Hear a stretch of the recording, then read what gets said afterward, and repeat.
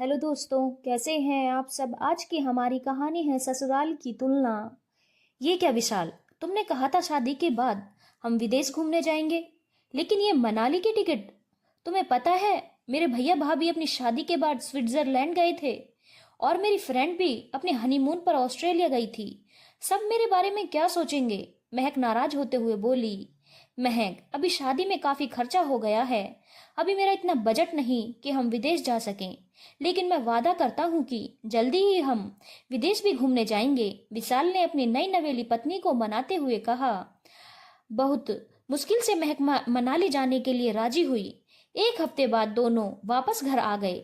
महक के ससुराल में उसकी सास, दो नंदे और वो दोनों पति पत्नी थे। छोटा सा मध्यम वर्गीय परिवार था। विशाल अकेला कमाने वाला था, लेकिन परिवार में किसी चीज की कमी महसूस नहीं होती थी, क्योंकि सब एक दूसरों की जरूरतों का ख्याल रखते थे। महक एक संपन्न परिवार की बेटी थी। वो और विशाल एक दूसरे को पसंद करते थे। जब महक ने अपने परिवार वालों को विशाल के बारे में बताया, तो वैसे तो उन्हें कोई ऐतराज नहीं था, क्योंकि विशाल एक नेक और ईमानदार लड़का था।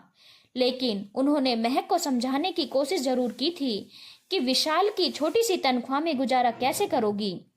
लेकिन महक उस समय कुछ सुनना नहीं चाहती थी। प्यार की खुमारी में उसे वक्त, हैसियत और स्टेटस नजर नहीं आ रहा था।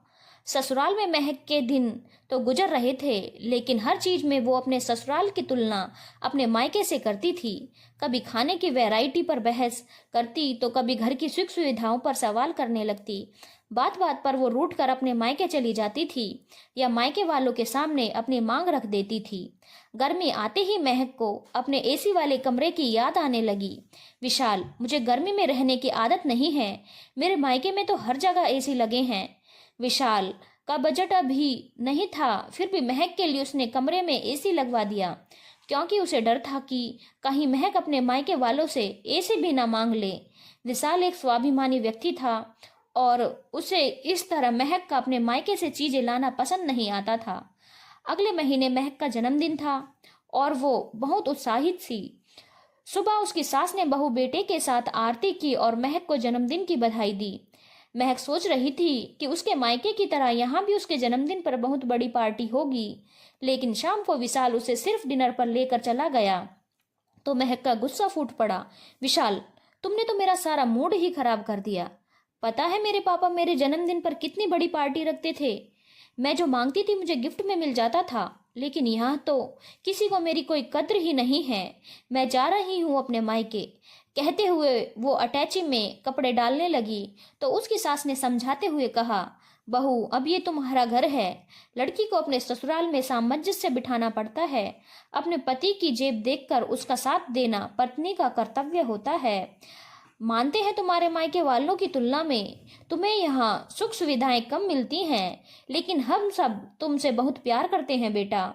शादी के बाद मायके में बेटियां मेहमान होती हैं। इस तरह छोटी छोटी बातों पर मायके जाना अच्छी बात नहीं है। मम्मी जी, जब से इस घर में आई हूँ एडजस्ट ही तो कर रही हूँ। अपने मायके के सारे ऐशो आराम छोड़कर यहाँ आई थी, लेकिन यहाँ किसी को मेरी कोई परवाह ही नहीं है। विशाल ने भी महक को रोकने की बहुत कोशिश की, लेकिन वो समझने को तैयार ही नहीं थी। मायके गए हुए महक को 15 दिन हो गए थे। इस बार विशाल भी उसे मनाने नहीं गया। महक की माँ भी बेटे की जिद से परेशान थी, लेकिन उसे जाने को कैसे कहती। लेकिन महक की भाभी को महक का इस तरह मायके में धरना देना सुहाता नहीं था। महक इन सब से बेखबर पहले की तरह ही मायके पर अपना अधिकार समझती थी। एक दिन जब वो अपनी भाभी को खाना परोसने के लिए बोलने उसके कमरे की तरफ जा रही थी, तो अचानक से फोन पर भाभी की बात सुनकर हिटक गई। उसकी भाभी अपनी माँ से बात कर रही थी। माँ, मेरी ननद तो यहाँ आकर ही बैठ गई है, जाने का नाम भी नहीं लेती। हर चीज में टांग अड़ाती रहती है। मेरा तो जीना दुभर कर दिया है। जब से शादी हुई है तब से हर रोज कोई ना कोई फरमाइश रख देती है। उसे तो अपने पति की इज्जत का भी ख्याल नहीं है। अरे, अब हम कब तक उसकी जरूरतें पूरे करते रहेंगे। आखिर मायके पर भी एक हद तक ही तो अधिकार जताया जाता है, लेकिन उसने तो कभी ससुराल को अपनाया ही नहीं। ऐसा ही था तो शादी क्यों की थी उस मिडिल क्लास लड़के से? महक के कदम वहीं जड़ हो गए थे। गला सूखने लगा था और आंखें बरस पड़ी थी। दिमाग में अपनी सास की कही हुई बातें गूंज रही थी। सासू माँ ठीक ही कह रही थी, अब ससुराल ही मेरा घर है। जिस मायके पर मैं पहले की तरह अपना अधिकार समझती थी, वो अधिकार तो कब का खत्म हो गया। मायके में भी इज्जत मिलती है जब हम अपने ससुराल वालों की इज्जत करते हैं। सच में शादी के बाद बेटियां मेहमान बन जाती हैं। गलती तो मेरी ही थी कि मैंने कभी वास्तविकता को स्वीकार ही नहीं किया। नहीं नहीं, मैं अपना और अपने पति का अपमान नहीं होने दूंगी। मेरे ससुराल चाहे जैसा भी हो, लेकिन वहां मैं हक से तो रहती हूँ। उसी दिन महक ने विशाल को फोन किया। विशाल, मुझे तुम्हारी बहुत याद आ रही है, मुझे यहाँ से अपने साथ घर ले चलो। ये सुनते ही विशाल का चेहरा खिल उठा।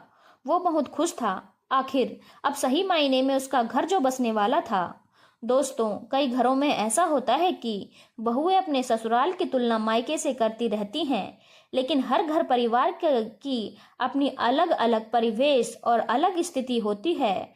खुद को उस हिसाब से ढाल लेना एक स्त्री का हुनर होता है, जो गृहस्थ जीवन को मजबूत बनाता है। हाँ, लेकिन इसका मतलब यह नहीं कि सारे सामंजस्य स्त्री को ही बैठाने चाहिए। परिवार को भी सभी सदस्यों का कर्तव्य बनता है कि एक दूसरे की जरूरतों का ध्यान रखें। धन्यवाद दोस्तों। अगर आपको कहानी अच्छी लगी हो तो चैनल को लाइक, शेयर और सब्सक्राइब करना ना भूलें।